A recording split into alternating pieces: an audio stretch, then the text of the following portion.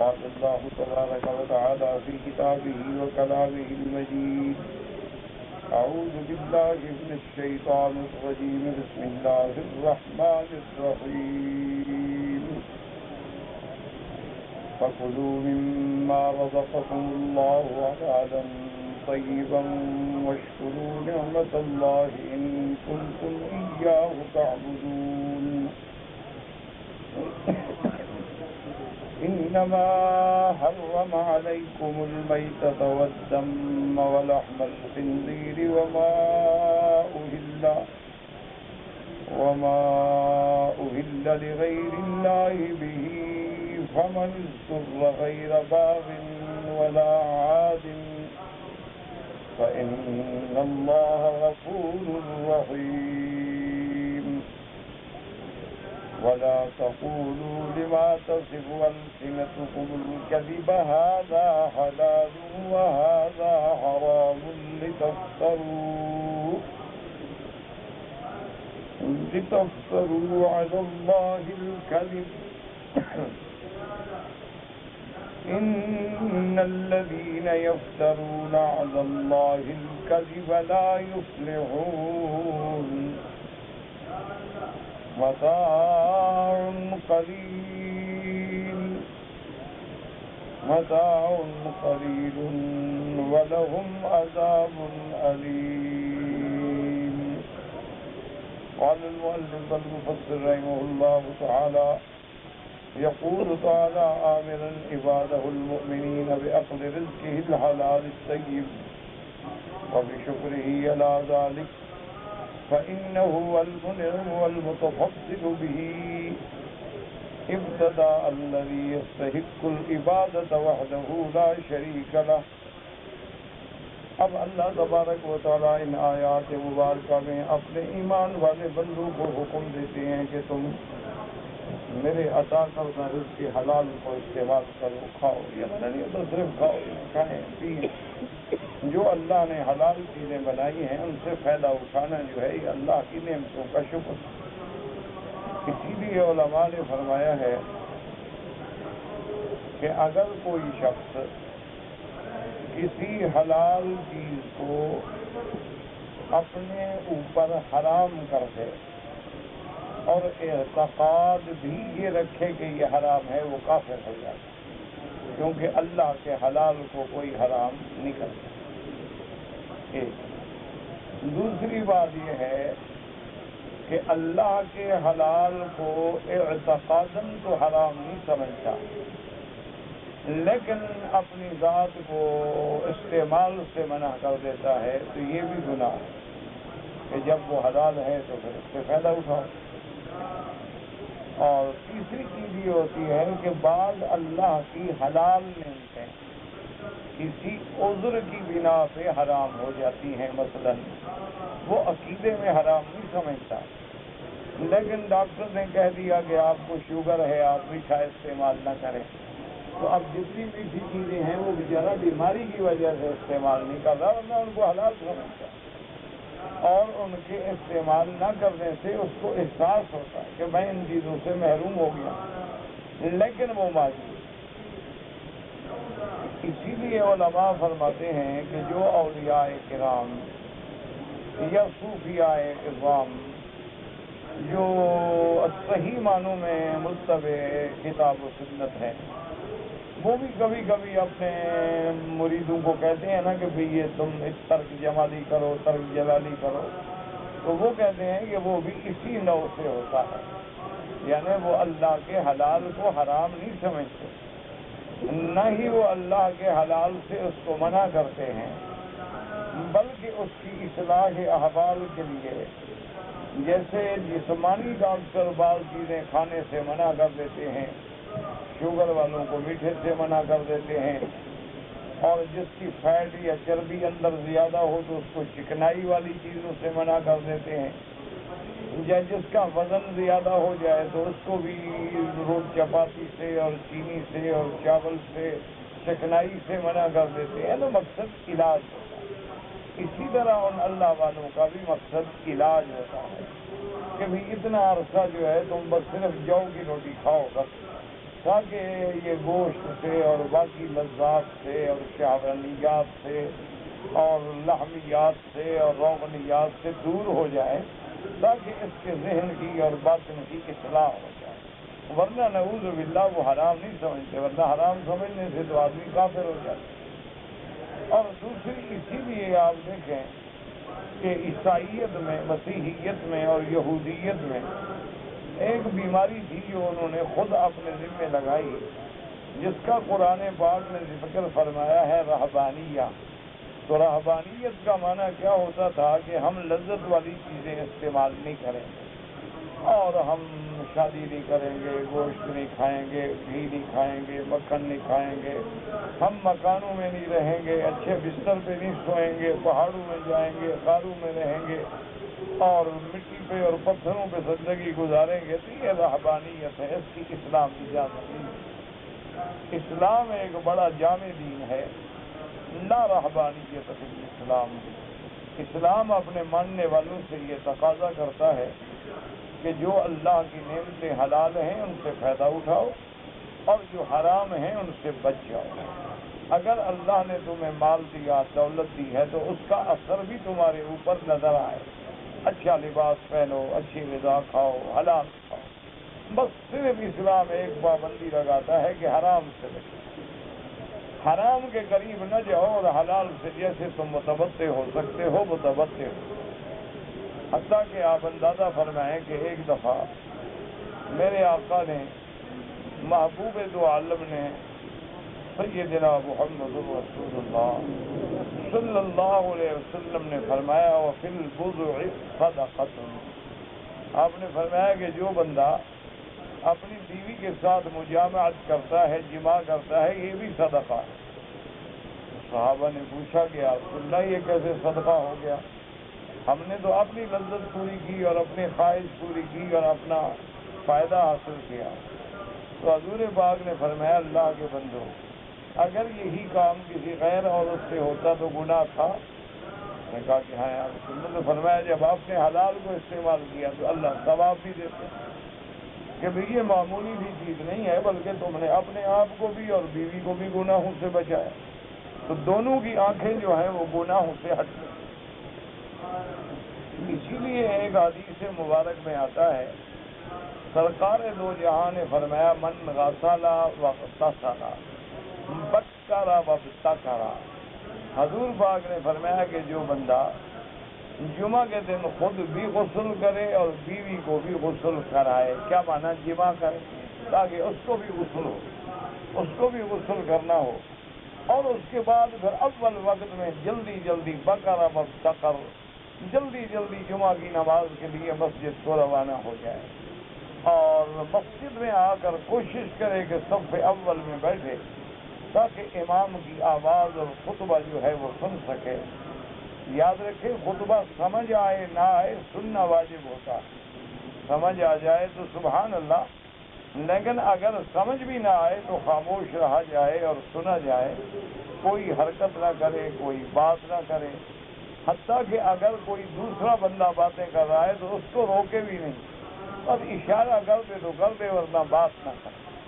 تو حضور نے فرمایا، اللہ تبارک و تعالی وہ جو گھر سے چلے گا ہر قدم پہ 1 سال کے گناہوں کو مٹا دے۔ اب اندازہ کریں وہ اپنی بیوی کے ساتھ لیتا۔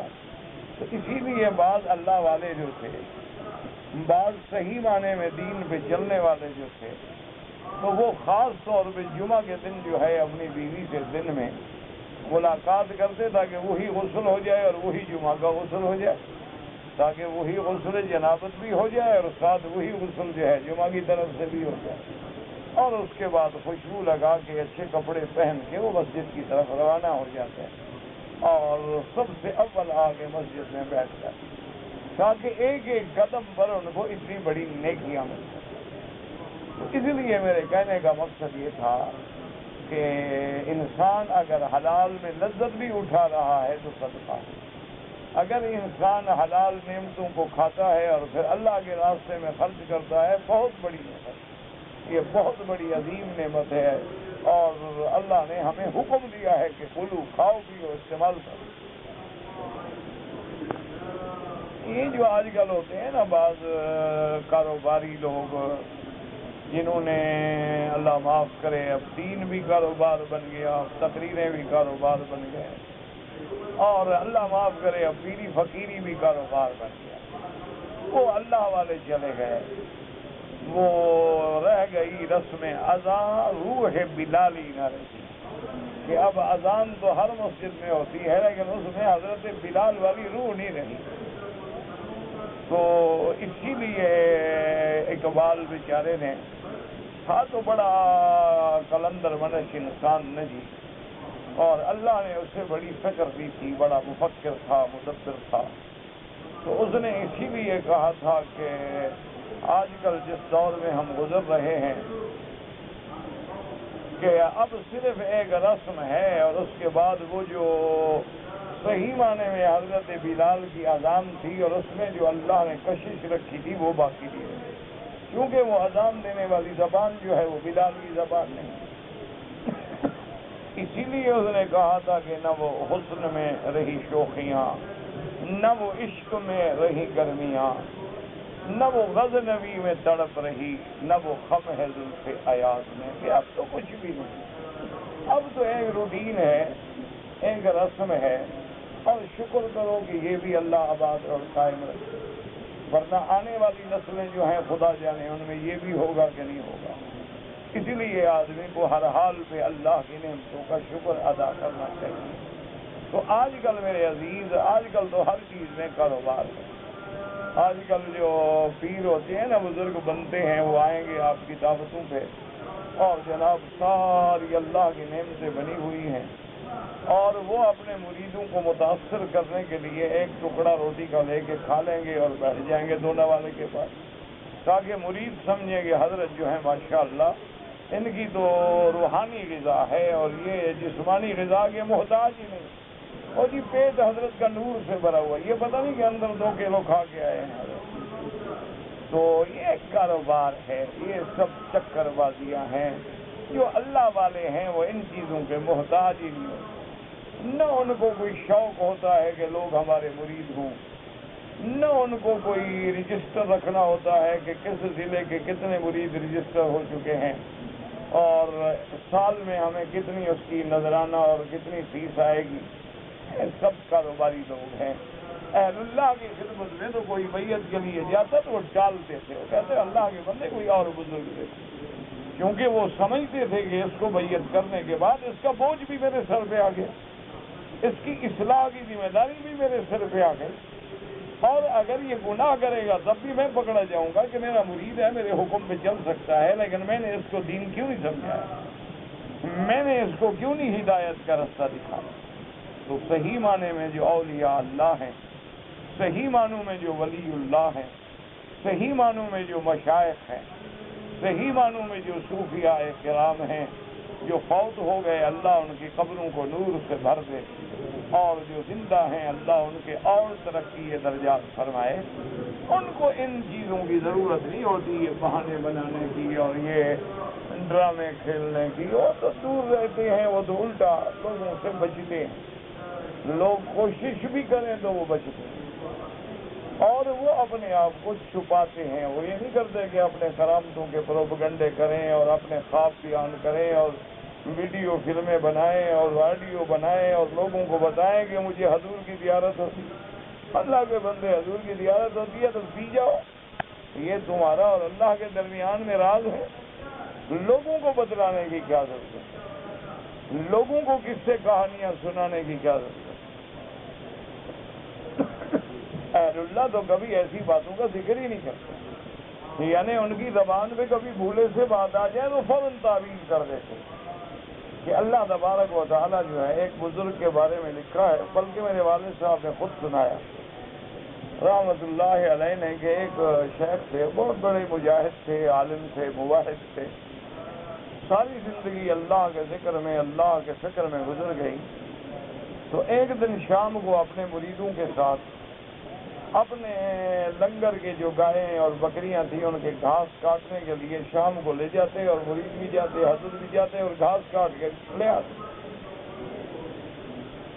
تو فرماتے ہیں کہ وہ مرید جو تھے وہ گھاس کاٹ رہے تھے، تو ایک مرید کو انہوں نے پشت پہ زور سے لکڑی ماری، بیت مارا اور بڑا سختی سے ڈانٹا۔ اب ہم سب حیران ہو گئے، ابھی ایک آدمی بیچارہ گھاس کاٹ رہا ہے، وہ خدمت کر رہا ہے اور کوئی بات ہی نہیں ہوئی، کوئی اس کی زبان سے لفظ ہی نہیں نکلا۔ تو یہ حضرت بڑے عجیب ہے کہ بھئی انہوں نے اس بیچارے کو اتنی زور سے بیت مارا ہے۔ تو بعد میں پوچھا گیا تو انہوں نے فرمایا اصل بات یہ تھی کہ وہ جب گھاس کاٹتا تھا نا تو اللہ تبارک و تعالیٰ نے اس کو آنکھیں تو دے دی ہیں نا، اور ہر چیز اللہ کا ذکر کرتی ہے، تو وہ ہاتھ روک رہا تھا کہ ذکر کرنے والی چیزوں کو کیسے کاٹوں، تو اس لیے میں نے مارا تھا کہ تمہیں شرم نہیں آتی، لوگوں کو بزرگی دکھاتے ہو اپنی، کہ میں اس مقام پہ پہنچ گیا ہوں کہ مجھے ان کا ذکر سنائی دیتا ہے۔ اگر اللہ نے کوئی ایسا مقام دیا ہے تو چھپاؤ، حکم ہے کہاں سے کاٹو، بس ہم نے شریعت کا حکم پورا کرنا ہے، ورنہ ہم بھی جانتے ہیں وَإِن مِّن شَيْءٍ إِلَّا يُسَبِّحُ بِحَمْدِهِ، اللہ کی مخلوق میں کوئی ایسی چیز نہیں جو اللہ کی تسبیح نہ کر رہی،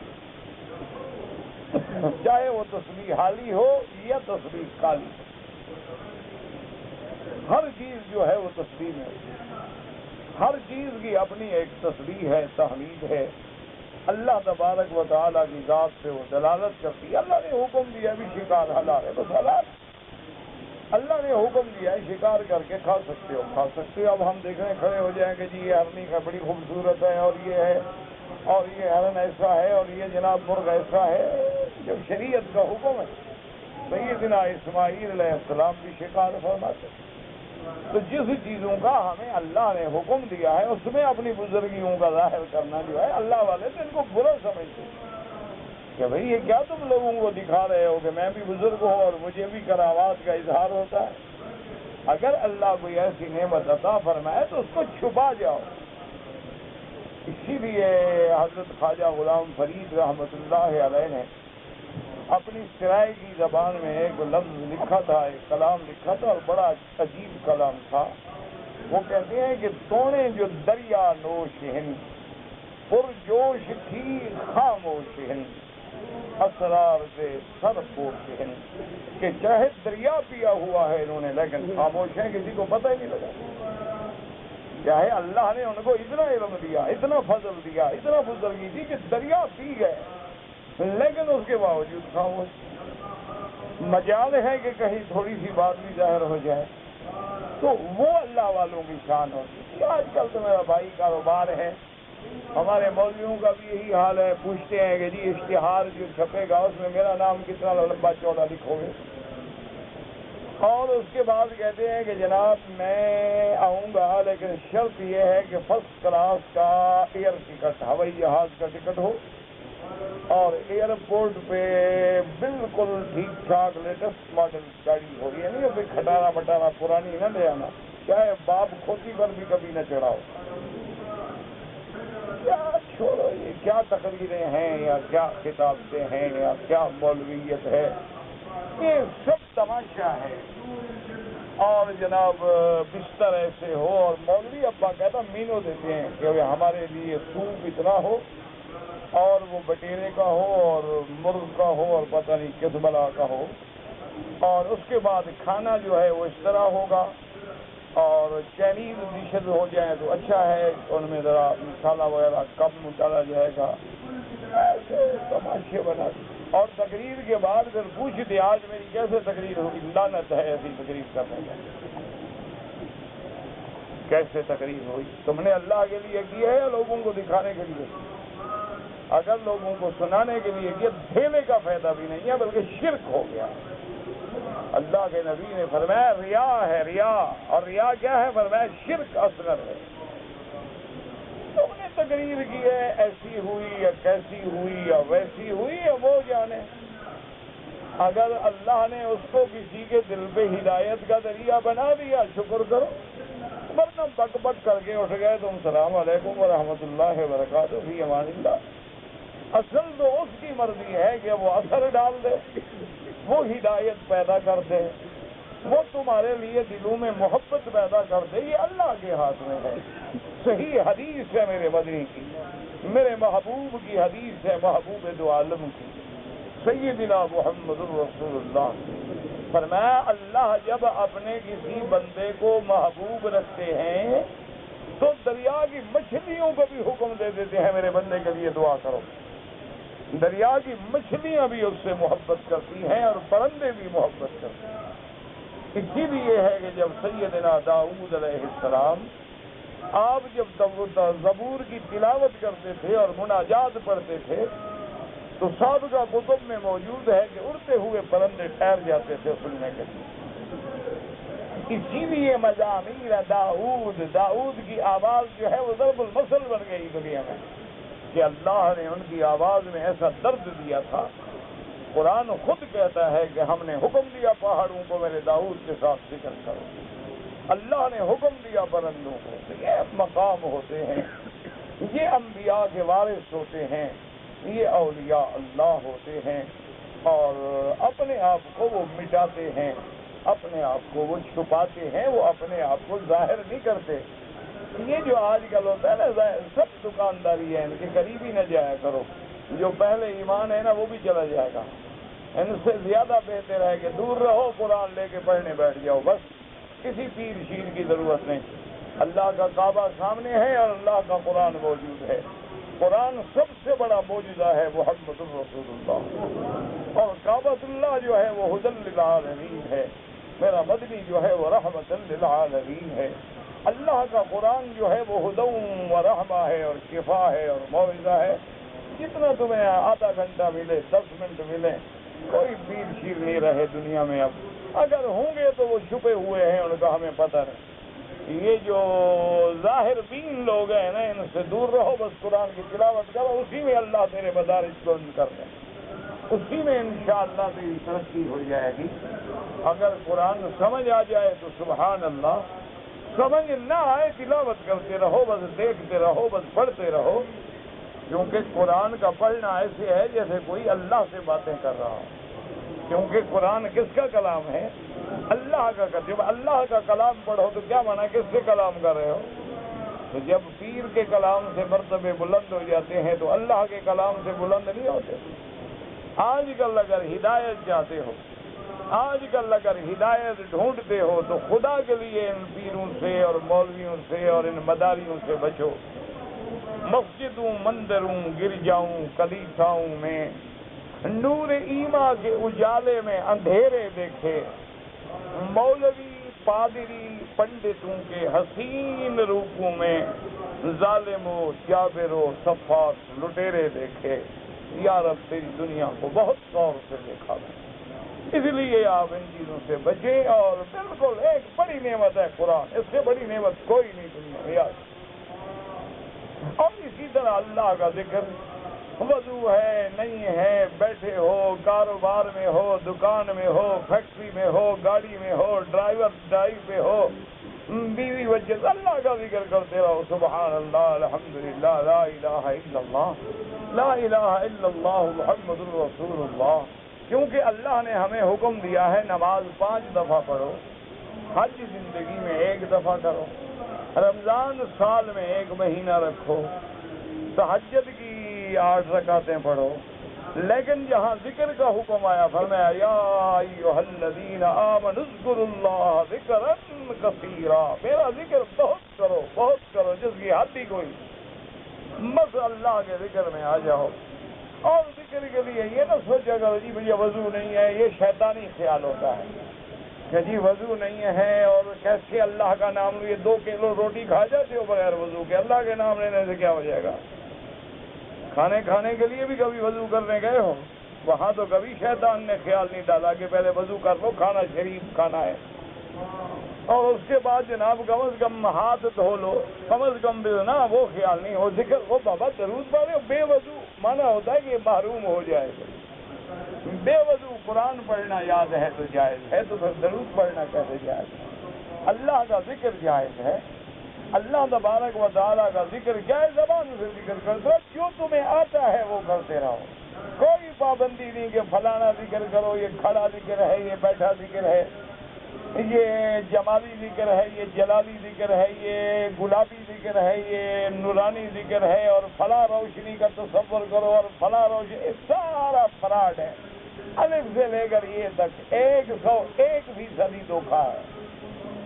اگر یہ روشنیاں اور یہ چیزیں ہوتی تو سب سے پہلے بتانے والا محمد مصطفیٰ صلی اللہ علیہ آلہ واصحابہ وسلم، کہ جو فلسفیوں سے حل نہ ہوا، جو نکتہ وروں سے کھل نہ سکا، بتلا دیا کملی والوں نے اپنے چند اشاروں میں۔ اگر یہ باتیں ہوتی تو سب سے پہلے میرا محبوب کھول کے بیان کرتے، سب سے پہلے ابو بکر، عمر، عثمان و علی کو سبق دیتے، سب سے پہلے بی بی فاطمہ الزہرا، رقیہ، ام کلثوم، زینب کو سبق دیتے۔ یہ سارے قصے ہیں، کہانیاں ہیں، اصل بات اللہ کی یاد ہے۔ اور اللہ نعمتیں نے بالکل کھاؤ پیو، لیکن صرف ایک خیال رکھو، حلال۔ کپڑوں میں اللہ نے فرمایا مرد ریشم نہ پہنے، سونا نہ پہنے، بلکہ جو مرضی ہے پہن، کوئی پابندی نہیں، اللہ نے دیا ہے پہنو۔ صرف خالص ریشم نہ پہنو اور سونا نہ پہنو۔ عورت کے لیے سونا بھی جائز، ریشم بھی جائز۔ وہ صرف وہ کپڑا نہ پہنے جو اس کے بدن کی عریانی کا ذریعہ بنے، یعنی باریک نہ پہنے۔ رب کاسیات عاریات، میرے پاک نبی نے فرمایا تھا ایک وقت آئے گا بہت عورتیں میری امت کی ہوں گی، بظاہر تو کپڑے پہنے ہوئے ہوں گی لیکن ہوں گی عریاں، یعنی اتنا باریک کپڑے ہوں گے کہ پنڈلیاں نظر آ رہی ہیں، بدن نظر آ رہا ہے۔ ایسے کپڑے والوں پہ اللہ نے لعنت کی۔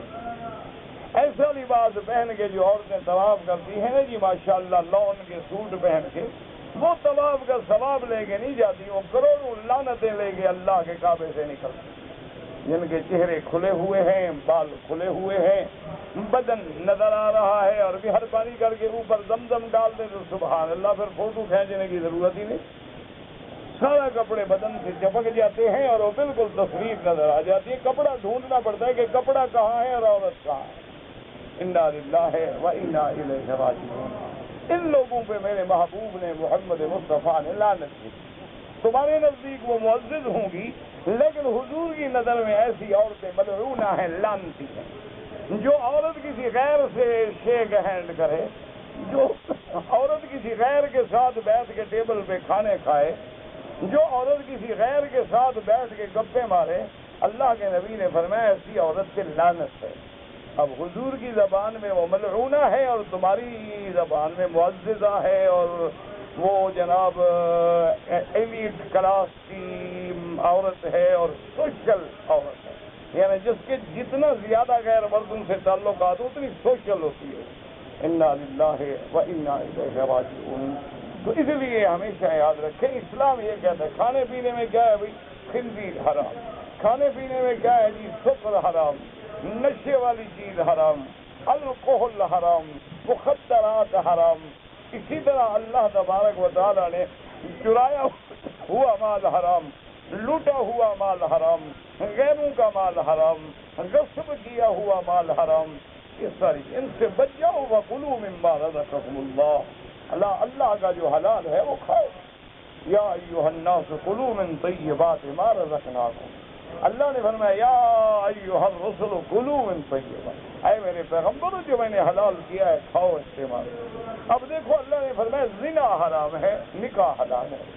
اگر تمہیں اللہ نے طاقت دی ہے، دولت دی ہے، صحت دی ہے، جوانی دی ہے، تم دوسری شادی کرو۔ اگر اس کے بعد بھی تمہاری خواہشات پر پورا کنٹرول نہیں ہو رہا، تیسری شادی کر لو۔ اگر اس کے باوجود بھی نہیں ہو رہا، چوتھی شادی کر لو۔ اللہ نے حلال پہ بھی پابندی لگائی، اللہ تبارک و تعالیٰ نے حرام پہ پابندی لگائی۔ اور اس کے بعد ہر نعمت کے بعد اللہ کا شکر کرو۔ اور اللہ کا شکر یہ نہیں ہوتا کہ زبان سے کہہ دو اللہ تیرا لاکھ لاکھ شکر ہے۔ وہ تو چور بھی کہتے ہیں ڈاکہ کامیاب ہو گیا نا، وہ بھی کہتے ہیں اللہ تیرا لاکھ لاکھ شکر ہے آج رات ضائع نہیں گئی۔ بلکہ جتنے بڑے ڈاکو ہوتے ہیں نا، پہلے وہ پیروں کی مزار پہ جا کے منت مانتے ہیں کہ حضرت پیر سائیں بس آپ کی مزار پہ چادر بھی چڑھاؤں گا اور دیگیں بھی چڑھاؤں گا، بس دعا کرو میرا ڈاکہ کامیاب ہو جائے۔ اب پیر یہ کام کرتے ہیں نا ماشاءاللہ۔ انا للہ و انا الیہ راجعون۔ جو آدمی یہ عقیدہ رکھے کہ اللہ کا ولی میرے حرام میں مدد کرے گا وہ تو کافر ہو ہوتا ہے؟ اللہ کا ولی مانا اللہ کا دوست. جو اللہ کا دوست ہو اللہ کے فرمان کے بغیر کیسے چلے گا؟ وہ تو اللہ کا دوست ہے, وہ تو اللہ کا فرما بردار ہے. الا ان اولیاء اللہ لا خوف علیہم ولا هم یحزنون. تو اس لیے ہمیشہ شکر کا معنی سمجھو. شکر کا معنی یہ ہے کہ جو نعمت ہے وہ اللہ کے حکم کے استعمال, اس کے حکم کے مطابق ہو, یہ شکر. اللہ نے ہمیں آنکھیں لی ہیں کس لیے کہ ڈسک پہ بیٹھ کے بلیو پرنٹ دیکھو, ایک کعبہ دیکھو, قرآن دیکھو. تو اب یہ دیکھ رہے ہو تو شکر ہے, اور وہ دیکھ رہے ہو تو کفر. اللہ نے ہمیں طاقت دی ہے, حلال میں لگے تو شکر ہے, حرام میں لگے تو کفر ہے. اس لیے فرمایا وَكُلُوا مِمَّا رَزَقَكُمُ اللَّهُ. اللہ نے حکم دیا ہے اپنے بندوں کو حلال کھاؤ, پاکیزہ رزق کھاؤ. وَيَشْكُرُهُ عَلَى ذَلِكَ. اللہ کا شکر کرو. کیوں؟ فَإِنَّهُ هُوَ الْمُنْعِمُ الْمُتَفَضِّلُ بِهِ. اسی کی ذات جو ہے انعام کرنے والی, اسی کی ذات احسان کرنے والی, اسی کی ذات نے ہمیں پیدا کیا ہے, اسی کی ذات نے یہ ساری نعمتیں بنائی ہیں. اگر اللہ یہ نعمتیں نہ بناتے تو ہم محروم ہو جاتے. یہ نعمتیں بناتے لیکن ہمیں کھانے کی توفیق ہی نہ دیتے. کتنے لوگ ہیں کروڑوں پتی ہیں, اربوں پتی ہیں, لیکن کھانا نصیب نہیں. پوچھو کیا ہے جی؟ اور جی شوگر ہے, اور جی میں ہارٹ کا مریض ہوں, اور جی آپ کو, اور جی میں دمے کا مریض ہوں, اور جی آپ کو کیا, اور جی میں کینسر کا مریض ہوں. ساری نعمتیں سامنے رکھی ہیں, کھانے سے محروم. تو یہ اللہ تبارک و تعالیٰ کی نعمتوں کا شکر کرو. اور اس کے بعد فرمایا کہ اسی کی عبادت کرو. الذی یستحق العبادۃ وحدہ لا شریک لہ. کہ تمام عبادتوں کا مستحق جو ہے وہ صرف اللہ کی ذات ہے. تمام انواع عبادات جو ہیں وہ صرف اللہ تبارک. اگر کسی غیر اللہ کے لیے کرو گے تو پھر کفر و شرک ہو جائے گا. اب اس کے بعد فرماتی ہیں وہ چیزیں جو اللہ نے حرام کی ہیں, اور اس میں بھی یاد رکھو جو چیزیں اللہ نے حرام کی ہیں ان کا بندے کے لیے ظاہراً بھی نقصان ہے اور باطناً بھی نقصان ہے. اب دیکھیں انگریز جو ہے نا, ان کے نزدیک خنزیر وندیر عام ہوتا ہے. ان کے ہوٹلوں میں جیسے بوفے میں اور چیزیں پڑی ہوں گی, خنزیر بھی پڑا ہوگا. تو لیکن اب وہ بھی اس بات پہ آ گئے ہیں کہ اس کے کھانے میں نقصان, اس کے کھانے میں بیماریاں پیدا ہوتی ہیں, اور فلاں امراض جو ہیں وہ اسی لیے پیدا ہو رہے ہیں کہ خنزیر کی کثرت استعمال. یعنی اب آپ حیران ہوں گے کہ کافر ہو کر بھی وہ باقاعدہ بورڈ لگاتے ہیں کہ شراب نہ پیو اور الکوہل نہ استعمال نہ کرو. 18 سال کی عمر سے پہلے کوئی بچہ دکان پہ جائے تو اس کو وہ شراب نہیں بیچیں گے. یعنی اب وہ بھی تو یہ اسلام نے تو 1400 سال پہلے کہہ دیا کہ یہ حرام ہے. تو اللہ رسول کی بات مان لو, اللہ رسول کی باتوں پہ آ جاؤ. اچھا اب وہ بھی یہ کہتے ہیں کہ اگر ان کا کوئی آدمی مثلا منسٹر بن جائے یا سیکرٹری بن جائے یا پریزیڈنٹ بن جائے یا گورنر بن جائے, کہتے ہیں وہ زنا نہ کرے. کیوں کہتے ہیں اس کا مرتبہ, اس کا مقام اس قابل نہیں ہے گندا کام کرے. اسلام کہتے ہیں کوئی بھی یہ گندا کام نہ کرے. جب گندا کام ہے تو نہ کرو. یہ کیا مانا ہے کہ بڑا آدمی تو نہ کرے, چھوٹا کرے, کوئی حرج نہیں ہے. تو اسلام نے جو چیزیں حرام کی ہیں اس کا بھی تیرے لیے فائدہ ہے. اصل اللہ جانتے ہیں نا کہ اس میں کیا بیماری ہے, اس میں کیا بیماری ہے, وہ چیزیں اللہ نے حرام کی. فرمایا انما حرم علیکم المیتۃ والدم ولحم الخنزیر وما اہل لغیر اللہ بہ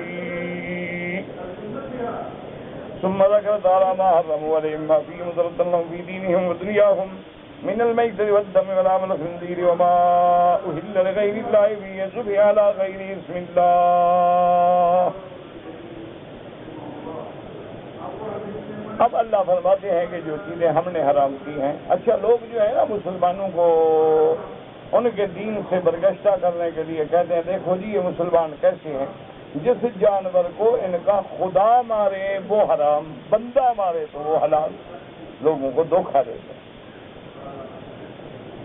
کہ جی ایک جانور ہے مر گیا تو اللہ نے مارا ہے, جب اللہ نے مارا تو وہ کیوں حرام ہو گیا. تو اصل بات یہ ہے کہ میرے اللہ کی حکمتیں ہیں.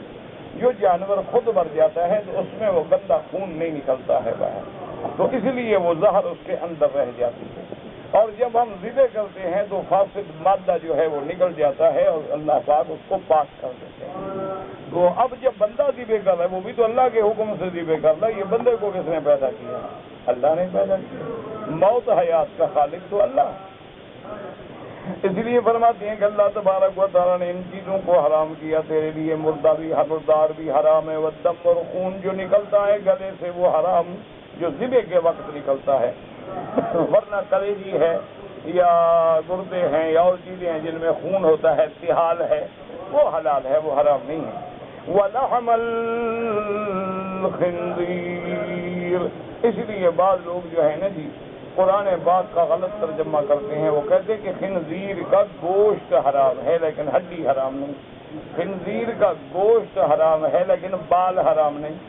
اس لیے یہ برش ہوتے ہیں نا دانتوں کے، وہ خنزیر کے بالوں کے بناتے ہیں. اور یہ جو داڑھی چھاڑی منڈانے کے لیے برش استعمال کرتے ہیں نا بڑے لوگ، وہ سارے خنزیر کے بالوں کے ہوتے ہیں. اور اوپر لکھا ہوتا ہے کرسٹل، اور جو سب سے مہنگا ہو سمجھ جاؤ وہ خنزیر کے بالوں کا ہے. تو اس لیے وہ کہتے ہیں جی وہ تو گوشت حرام ہے نا، خنزیر کے بال تو حرام نہیں ہے. تو یہ بے وقوفی کی بات ہے. یہاں ذکر چل رہا تھا کلو، کھانے کا، تو کھانے میں گوشت آتا ہے، ہڈی تو کوئی نہیں کھاتا، بال تو کوئی نہیں کھاتا. تو اسی ضمن میں لحم الخنزیر کا ذکر آیا.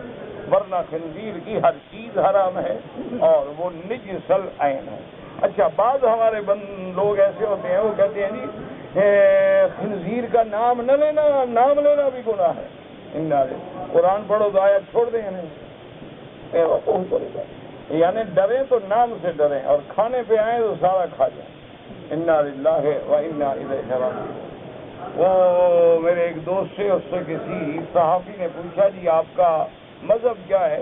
اس نے کہا جی میں آدھا مسلمان ہوں اور آدھا انگریز ہوں. تو اس نے کہا جی یہ تو پہلی دفعہ میں نے سنا. تو کہا شراب پیتا ہوں، سود نہیں کھاتا. تو آدھا آدھا ہو گیا نا، 50-50 تو ہو گیا. شراب تو میں بھی پیتا ہوں، وہ بھی پیتے ہیں. خنزیر نہیں کھاتا، وہ خنزیر کھاتا. تو اب تو خیر مسلمان ترقی کر گئے ہیں. اب جب باہر جاتے ہیں نا وہ سب کچھ کھاتے ہیں، ڈھونڈ کے کھاتے ہیں اور دکھا کے کھاتے ہیں. انگریزی بولے نا ان کو دیکھو ایسا منہ ٹیڑھا کر کے بولیں گے جیسے کوئی نزا کے عالم میں ہو بیچارہ، سکرات لگی ہوئی ہے، تاکہ میرا لہجہ وہی بنے، لوگ سمجھیں کہ بالکل یہ ٹپیکل انگریز ہے اور بالکل اصلاً یہ بالکل ان کی اولاد ہے خالص. اس لیے بیچارے اور ایسے کندھے اچکائیں گے جیسے وہ کرتے ہیں تاکہ سمجھ آئے کہ ہاں یہ واقعی یہ نئی نسل کا بگڑا ہوا نوجوان ہے جس کو اللہ پاک بس ہدایت دے دے تو قادر ہے، ورنہ سمجھو پٹڑی سے گیا اتر گیا ہے یہ. تو بہرحال اللہ نے ان چیزوں کو حرام کیا. وما اہل لغیر اللہ بہ، اور جس پہ اللہ کا نام نہ لیا جائے وہ بھی حرام، یعنی جو چیزیں خدا کے نام کے بغیر ذبح کی جائیں. اب اس کا معنی یہ نہیں ہوتا کہ ذبح کے وقت بسم اللہ، وہ تو جو مزار پہ ذبح کرتے ہیں وہ بھی بسم اللہ پڑھتے ہیں. معنی یہ ہوتا ہے کہ جب غیر کی نیت آ گئی کہ یہ جانور میں اپنے پیر کے نام پہ ذبح کروں گا، بس یہ غیر اللہ ہو گیا. اب چاہے 100 دفعہ بسم اللہ پڑھتے رہو. فَمَنِ اضْطُرَّ غَيْرَ بَاغٍ وَلَا عَادٍ فَإِنَّ اللَّهَ غَفُورٌ رَحِيمٌ.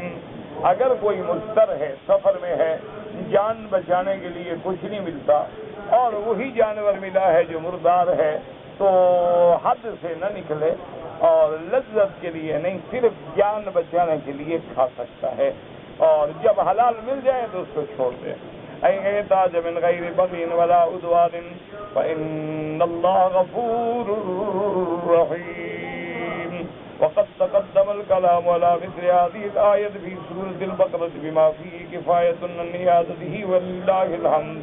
اب مفسر رحمۃ اللہ علیہ فرماتے ہیں اس مسئلہ اضطرار پہ اگر آپ نے پورے معلومات پڑھنے ہیں تو سورۃ البقرہ کھول کے پڑھ لیں. اس پر میں نے تفسیر میں تمام دلائل کا ذکر کیا ہے، دوبارہ ضرورت نہیں. ثم نهى تعالى عن سلوك المشركين الذين حللوا وحرموا بمجرد ما وصفوا واصطلحوا عليه من الأسماء بآرائهم من البحيرة والسائبة والوسيلة والحام وغير ذلك. اب اللہ نے فرمایا کہ یہ کافروں کی عادت ہے، مشرکین کی عادت ہے، یہ خود حلال حرام کرتے رہتی ہیں، یہ خود نام رکھتے ہیں کہ یہ بحیرہ ہے، یہ سائبہ ہے، وسیلہ ہے، یہ حام ہے. یہ حلال ہے، یہ حرام ہے، یہ ہم پہ حلال ہے، دوسروں پہ حرام ہے، یہ ساری چیزیں جو ہیں مشرکوں کی رسمیں ہیں۔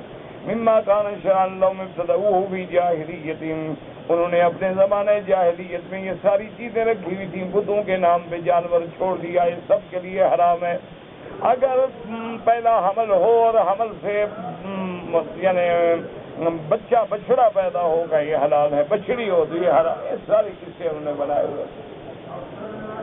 وَلَا تَقُولُوا لِمَا تَصِفُ أَلْسِنَتُكُمُ الْكَذِبَ، یہ تمہاری زبانوں کا جھوٹ ہے، هَذَا حَلَالٌ وَهَذَا حَرَامٌ لِتَفْتَرُوا عَلَى اللَّهِ الْكَذِبَ، اور پھر لطف یہ ہے کہ کہتے ہیں کہ اللہ نے حلال کیا، اللہ نے حرام کیا، اللہ پہ جھوٹ بھی ساتھ بولتے ہیں، اللہ نے فرمایا جھوٹ بولتے ہیں۔ وَيَدْخُلُ فِي هَذَا كُلُّ مَنِ ابْتَدَعَ بِدْعَةً لَيْسَ لَهُ فِيهَا مُسْتَنَدٌ شَرْعِيٌّ أَوْ حَلَّلَ شَيْئًا مِمَّا حَرَّمَ اللَّهُ۔ اب مفسر رحمۃ اللہ علیہ کہتے ہیں کہ اس آیت کے تحت ہر وہ بدعتی بھی شامل ہے جو دین میں نئی نئی بدعتیں نکالے، نئے نئے طریقے نکالے، وہ بھی اسی میں شامل ہے کہ جو اللہ نے حکم نہیں دیا تم کیسے بنا رہے ہو۔ تو فرمایا اسی لیے جیسے وہ بھی ان چیزوں کو حلال کرتے تھے جن کو اللہ نے حرام کیا، یا حرام کرتے جن کو اللہ نے حلال کیا، بمجرد رائے ہی و تشریع، اپنی خواہش اور اپنی رائے کے مطابق۔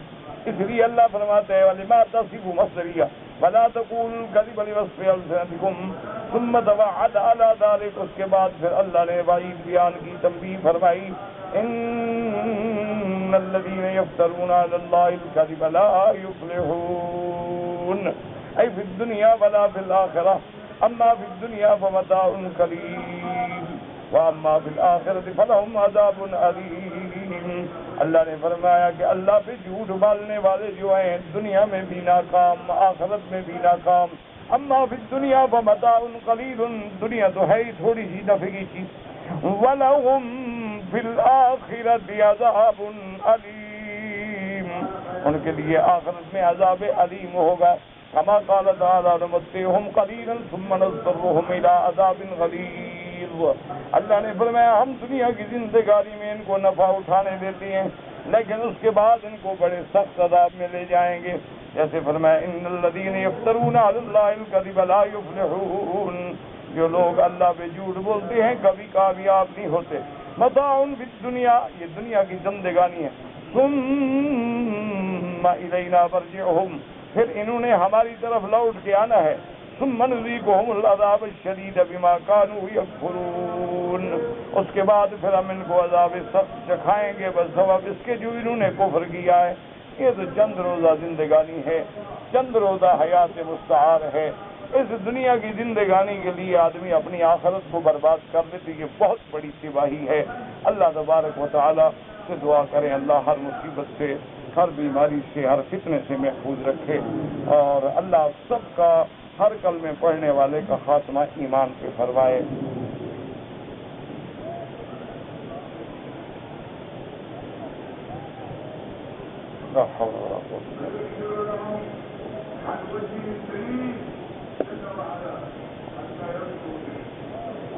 ایک آدمی نے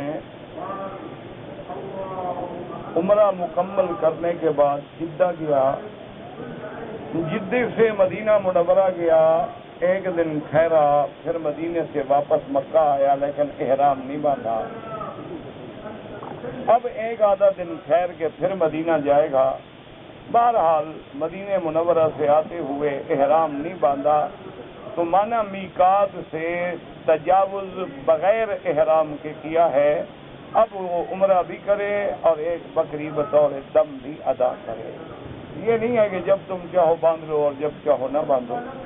امام ابو حنیفہ رحمۃ اللہ علیہ فرماتے ہیں کہ یہ جو 5 میقات ہیں ان سے بغیر احرام کے نہ گزریں، اور میرے آقا سرکار دو عالم رحمت دو جہاں بھی جب تشریف لائے ہیں تو احرام سے تشریف لائے ہیں، الا اللہ نے فتح مکہ پر جب حضور کو اجازت دی۔ باقی ائمہ نے امام احمد بن حنبل رحمت اللہ علیہ فرماتے ہیں کہ اگر اس آنے والے کی نیت عبادت ہے، عمرہ ہے، تو اس کو تو دم دینی ہوگی، اگر تجارت ہے، کاروبار ہے، معاملات ہیں تو پھر کوئی حرج نہیں۔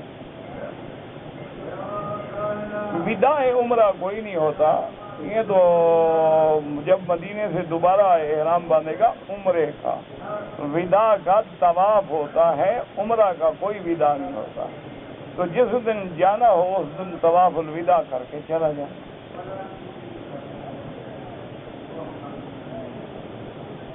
اگر ایک عورت ہے مدینہ منورہ گئی ہے اور مدینہ منورہ پہنچنے کے بعد اس کو حیض آ گیا، اگر وہ حیض اسی طرح ہے اور اس نے مکے آنا ہے تو میقات پہ آ کے غسل کرے۔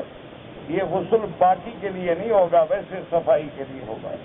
اس کے بعد نماز نہ پڑھے اور نیت کر لے لبیک بے عمرۃ لبیک اللہم لبیک لبیک لا شریک لک لبیک، وہ پڑھتی رہے اور عمرے میں رہے، خوشبو استعمال نہ کرے، ناخن نہ کاٹے، بلا وجہ کنگھی پٹی نہ کرے، اپنے مکان پہ بیٹھی رہے۔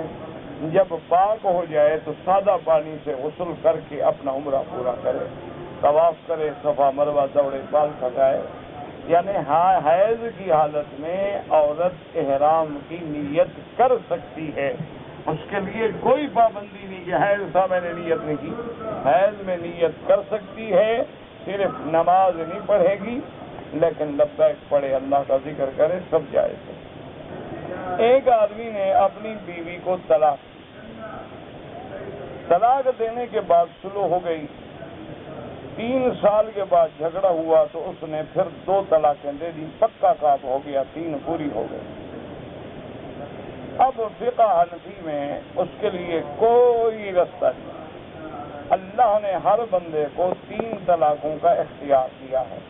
اگر ایک دے چکا ہے تو باقی 2 رہ گئے، اگر 2 دے چکا ہے تو باقی 1 رہ گئی، جب بھی دے گا وہ 3 ہو جائیں تو، اور جب 3 طلاقیں ہو جائیں تو اب وہ عورت اس پہ حلال ہی نہیں ہے، حتیٰ کہ عدت گزرنے کے بعد وہ اپنے منشے سے کہیں شادی کرے اور پھر وہاں سے اتفاقاً طلاق ہو جائے۔ یہ جو کرائے کی شادی ہوتی ہے نا، یہ حرام ہے۔ یہ بعض لوگوں نے ایک رواج بنایا ہوا ہے کہ آ جاتے ہیں اور کہتے ہیں جی وہ ہم نے حلالہ کرانا ہے، تو 1 رات کے لیے شادی کر لے اور صبح کو طلاق دے دے۔ ایسے لوگوں پہ حضور نے لعنت بھیجی، لعن اللہ المحلل والمحلل لہ۔ حضور نے فرمایا جو حلالہ کرتا ہے یا کرواتا ہے اس پہ اللہ کی لعنت۔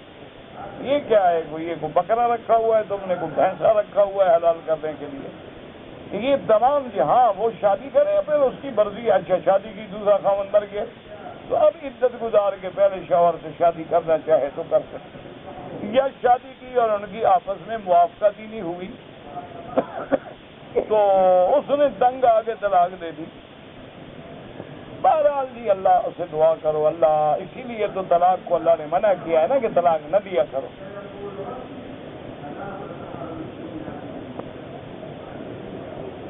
میرا بھائی جو ہے بیمار ہے، اللہ پاک اس کو بھی، ہمیں بھی اور ہر بیمار کو شفا دے۔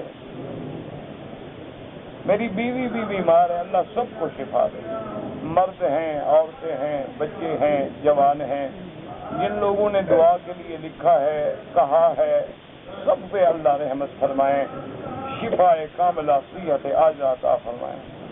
میں آپ کی صحت کے لیے دعا کرتا ہوں، آپ کی بڑی مہربانی، اللہ آپ کو جزائے خیر دے۔ یہ آپ لوگوں کی محبت ہے اور دعا ہے کہ بس اللہ پاک کام لے رہے ہیں اور دعا کیا کریں۔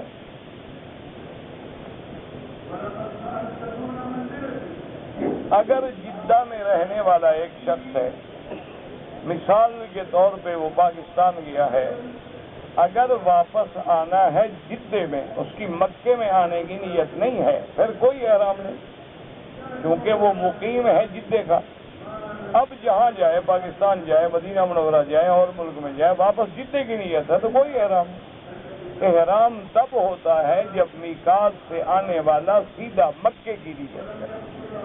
اب مثلاً آپ کراچی سے آ رہے ہیں لیکن آپ کی نیت ہے کہ ہم طائف جائیں گے اور آپ جدے میں کار میں بیٹھے اور کار والا مکے کے اندر سے گزر گیا، تب بھی کوئی دم نہیں، چونکہ آپ کی نیت ہی نہیں مکے میں آنے کی، آپ کی تو نیت طائف جانے کی۔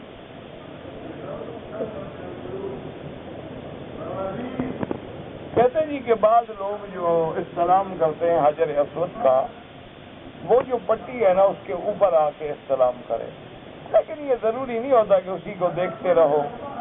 جیسے بہت سارے جاہل لوگ وہاں نماز پڑھنے شروع کر دیتے ہیں، اللہ کے بندے یہ تو پتھر ایک علامت ہے، نشان لگایا گیا، ابھی لگا 4 سال پہلے، یہ پتہ نہیں یہ کہیں ہمارا ملک کے جو لوگ ہیں نا ان کو کوئی لکیر نظر آ جائے پھر سجدہ تو انہوں نے کرنا ہی کرنا ہے۔ انا للہ و انا الیہ راجعون، اللہ ہدایت عطا فرمائے۔ بہرحال حجر اسود کے سامنے آئے، بسم اللہ اللہ اکبر، کوئی ضروری نہیں پٹی ہے پٹی نہ ہو۔ اگر احرام کی حالت میں کوئی بندہ عمرہ کرنے کے بعد، طواف اور صفا کرنے کے بعد اپنے سر پہ خود اس طرح پھیر دے، سیفٹی پھیر دے، بالکل جائز ہے۔ اگر 2 ساتھی ہیں اور دونوں عمرے سے فارغ ہو گئے، ایک دوسرے کی سر پہ اس طرح پھیر دیں، بالکل جائز ہے، کوئی منع نہیں۔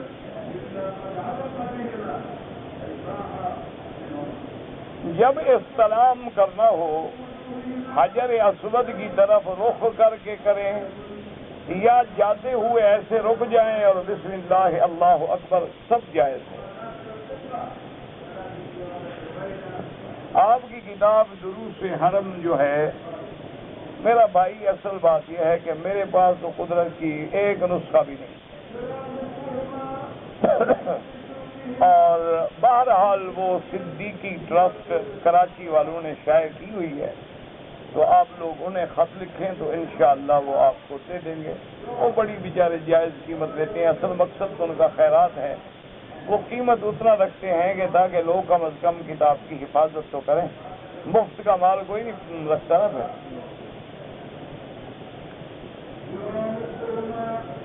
اگر ایک آدمی کے دانتوں میں کوئی کھانے کے ذرات بچ گئے، نماز پڑھتے پڑھتے نکال لیا، کچھ نہیں ہوتا، لیکن ہمیشہ تو یہ نہ کرو نا، کلی کیا کرو، منہ صاف کیا کرو، دانتوں میں ایسی چیزیں نہ بچیں۔ اتفاق سے کوئی چیز رہ گئی کوئی مسئلہ نہیں۔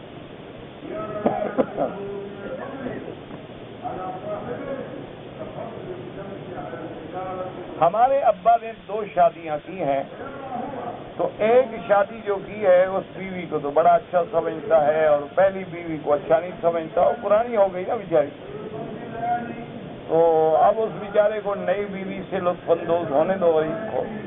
یہ پتہ قیامت میں لگے گا انشاءاللہ۔ حدیث مبارک میں ہے کہ جس کی 2 بیویاں ہوں اور عدل نہ کرے، اللہ میدان حشر میں اس کو فالج زدہ اٹھائیں گے، یعنی ایک حصے پہ فالج گرا ہوا ہوگا، تاکہ لوگوں کو پتہ لگے کہ یہ ظالم ہے، اس نے 2 بیویوں کے درمیان میں عدل نہیں کیا۔ تو بہرحال آپ والد کو ادب سے نصیحت کرتے رہیں، باقی اللہ کے ہاتھ میں ہے۔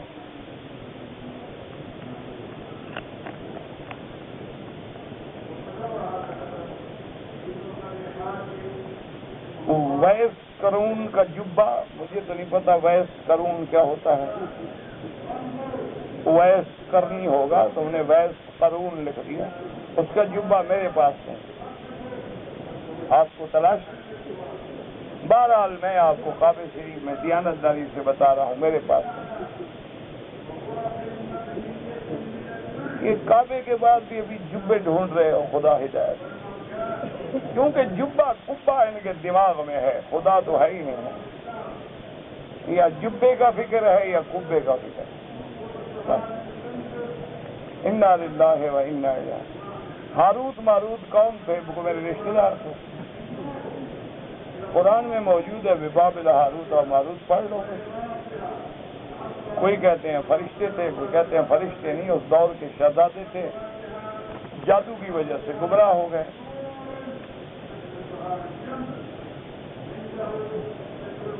ایک آدمی فوت ہو گیا، اس کی بیوی ہے، ایک لڑکا ہے، لڑکی ہے، تو بیوی کو اس کی میراث سے 8واں حصہ ملے گا، کیونکہ اس کا لڑکا لڑکی موجود ہیں، تو اب بیوی کا جو ہے وہ 8واں حصہ ہے۔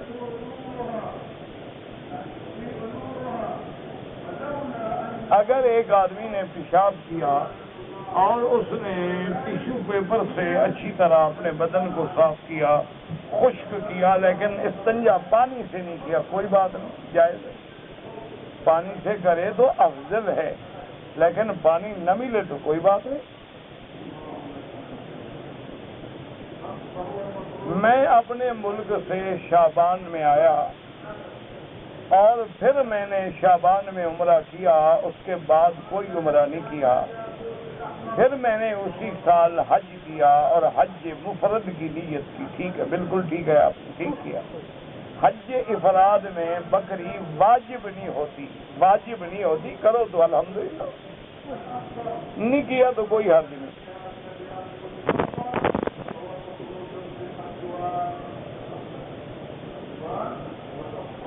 میں نے دل میں ارادہ کیا تھا کہ فلاں محلے میں جا کر دن کو دعوت دیا کروں گا دین کی۔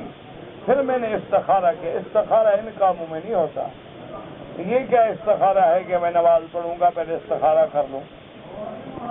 میں استخارہ کر لوں کہ کوئی بھائی کار خیر حاجت استخارہ نے جو نیک کام ہے ان میں کیا استخارہ ہے؟ دین کا کام کرنا ہے، وہ اللہ کا حکم ہے کہ دین کی تبلیغ کرو۔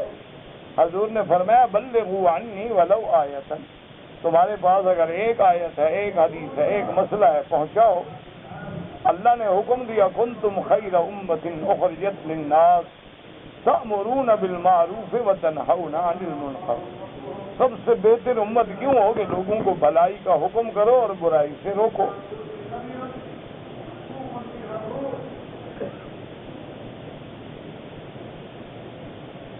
جی کہ جمعرات جو گزر گئی ہے وہ پاکستان کا یوم آزادی تھا، لوگ ایک دوسروں کو مبارک دیتے، اچھی بات ہے، خوشی کی بات ہے، لیکن دعا کرو اللہ ملک میں قرآن و سنت کا قانون نافذ کرے، اللہ کفر سے آزادی دے، اللہ تبارک و تعالی اپنے نبی پاک سے صحیح تعلق نصیب کرے اور اللہ تمام اسلامی ملکوں میں امن قائم فرمائے۔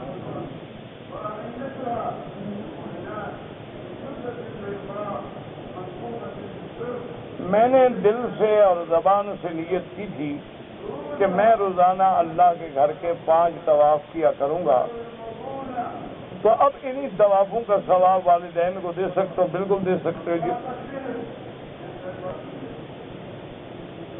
ایک آدمی نے عمرہ کیا ہوا ہے، اس کو ماں نے حکم دیا کہ میری طرف سے حج بدل کرو، ابھی اس بندے نے اپنا حج نہیں کیا۔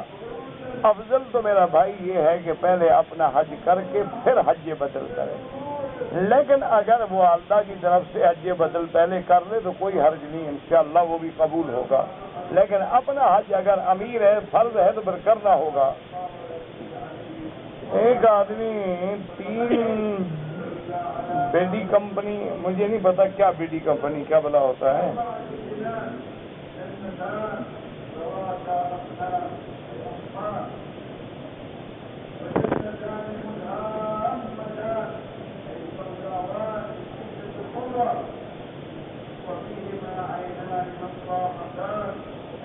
کہتا جی کہ میں نے احرام تو ایئرپورٹ پہ باندھ لیا، نیت اور تلبیہ جو ہے لبیک وہ میں نے جہاز میں پڑھا، لیکن پھر مجھے یاد آیا کہ میں نے وہ چپل نہیں پہنا ہوا، دوسرا جوتا پہنا ہوا۔ کچھ نہیں ہوتا دوسرا جوتے پہننے سے، کچھ بھی نہیں ہوتا، کوئی شریعت میں ضروری نہیں کہ چپل پہنو، اگر آپ نے جوتا پہنا ہوا کوئی بات، کوئی مسئلہ نہیں۔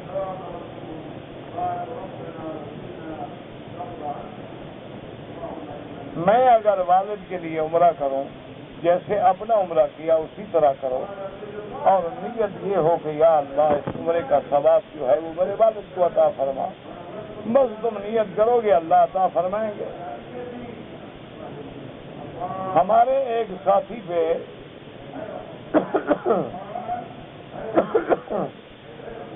دم آ گیا، تو کیا اس کی بکری ذبح کرنے کے بعد ہم اس کا گوشت جو ہے وہ سارا جدے لے جائیں؟ نہیں، بالکل نہ لے جائیں۔ دم کا معنی ہی یہ ہوتا ہے کہ حرم مکہ میں ذبح کر کے فقراء مکہ پہ تقسیم کیا جائے، جدے والوں کے لیے نہیں ہے۔ اب انہوں نے یہ سوچا ہوگا نا دوست کا دم ہے کھائیں گے ہم، یہ ناجائز ہے حضرت۔ اس بیچارے کو دوسری دم دینی پڑے. جہاں دم کا حکم ہے وہاں یہ صاف لکھا ہے کہ فقراء حرم یعنی حرم کے فقیروں میں تقسیم کیا جائے، مکے کے غریبوں میں تقسیم کیا جائے، یہ ضروری ہے. اللہ عالم. اللہم صل علی محمد وعلی آل محمد كما صليت على إبراهيم وعلى آل إبراهيم في العالمين إنك حميد مجيد. يا حي يا قيوم برحمتك أستغيث.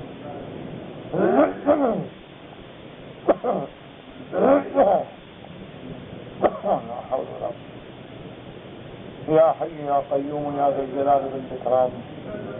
يا حي يا قيوم يا ذا الجلال والإكرام. يا حي يا قيوم يا ذا الجلال والإكرام. اللهم استرنا بسترك الجليل.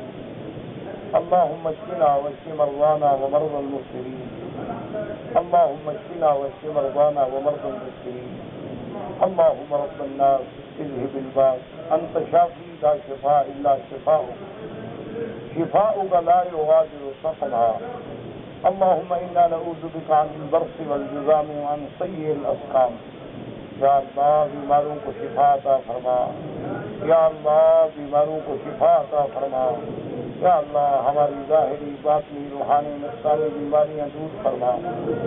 یا اللہ بے دینوں کو دین عطا فرما. بے اولادوں کو اولاد عطا فرما. جن کی اولادیں ہیں ان کو صالح بنا، قرۃ عین بنا. بے روزگاروں کو روزگار عطا فرما. جن بچیوں کے رشتے نہیں ہوئے اللہ ان کے رشتے آسان فرما. اللہ ان کے مستقبل روشن فرما. یا الہ العالمین کشمیر میں، فلسطین میں، عرب میں، عجب میں مسلمانوں کی جان مال آبرو عزت کی حفاظت فرما. مسلمانوں کی قدم قدم پہ نصرت فرما. یا اللہ اپنے دشمنوں پر اپنی طرف سے قہر نازل فرما.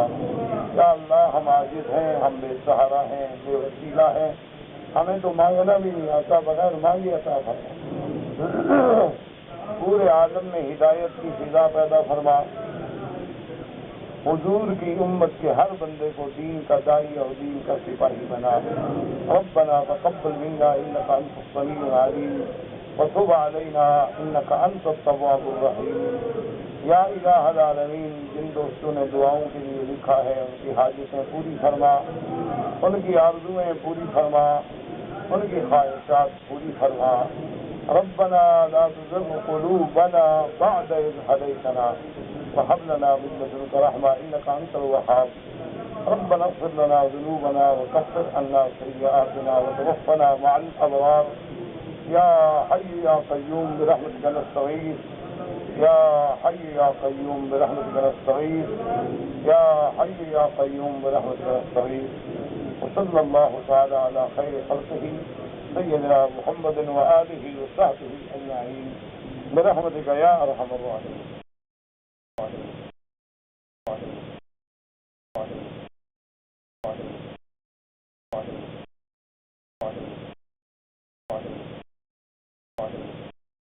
Thank you.